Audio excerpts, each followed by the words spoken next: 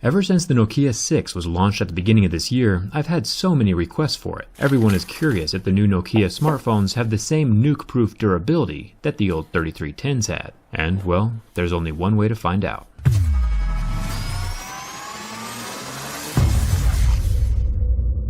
I have tested the durability of every major smartphone that gets released over the last few years.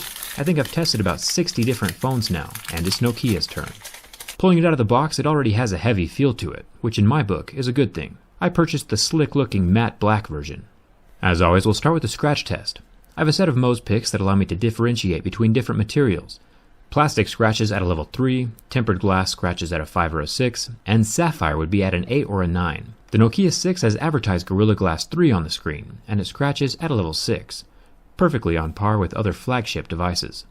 Onto the fingerprint scanner. Now this is pretty sweet. It's not a button, just a pad, but it's totally scratch-proof. My razor inflicts no damage to the scanner. There are only a few other phones with durable fingerprint scanners like the iPhone 7 and the OnePlus 3. Most phones scratch. The 8-megapixel front-facing camera is also under the front screen glass, so it is scratch-resistant as well. But the earpiece, on the other hand, it seems to be made out of a superfine cloth, almost like the cloth we saw inside the Pixel.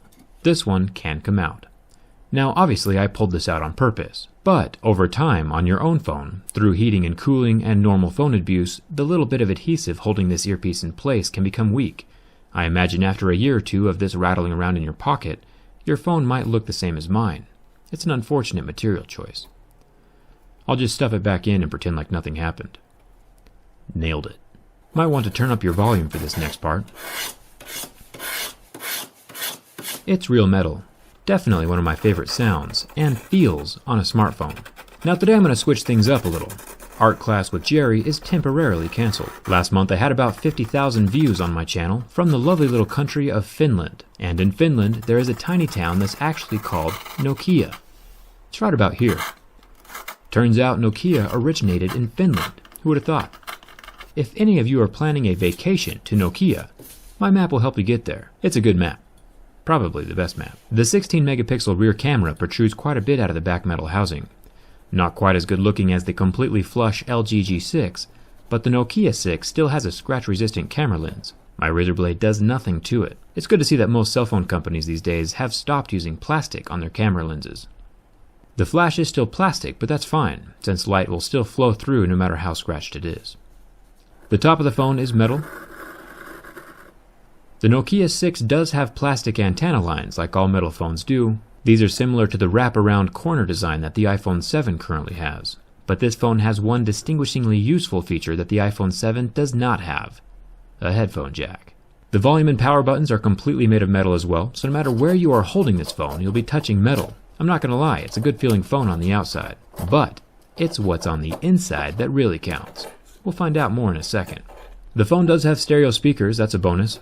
But it is still living in the micro USB world. I'm starting to like this USB-C thing more and more, so Nokia needs to get with the program. The Nokia 6 has a 5.5-inch 1080p IPS display, which means that if I take a lighter to it, we'll get about 10 seconds of life before the pixels go black and turn off. Luckily though, with IPS displays, the pixels do recover, and within a few seconds of the heat being removed, they'll be back to normal. Now I'm still using my Galaxy S7 Edge that I tested about a year ago on my channel. The burn mark on the AMOLED screen doesn't go away, so don't try this at home, kids. I'm a professional. The ultimate test of build quality is the bin test. Out of about 60 phones that I've tested in the past few years, only 5 have catastrophically failed and snapped in half. This is the first Nokia smartphone that I've ever tested, so I was nervous. But this is literally one of the most solid devices that I have ever felt. There is basically zero flex to the frame, pressing from the front or the back. This Nokia 6 is definitely a contender for the most durable phone of 2017. The only thing I would change is the earpiece fabric. Overall, I'm very impressed with Nokia. So far, 2017 has been a pretty fantastic year for phones. I'm looking forward to testing the Galaxy S8 in a few weeks, so make sure you're subscribed for that. And let me know in the comments what phone you want to see me test.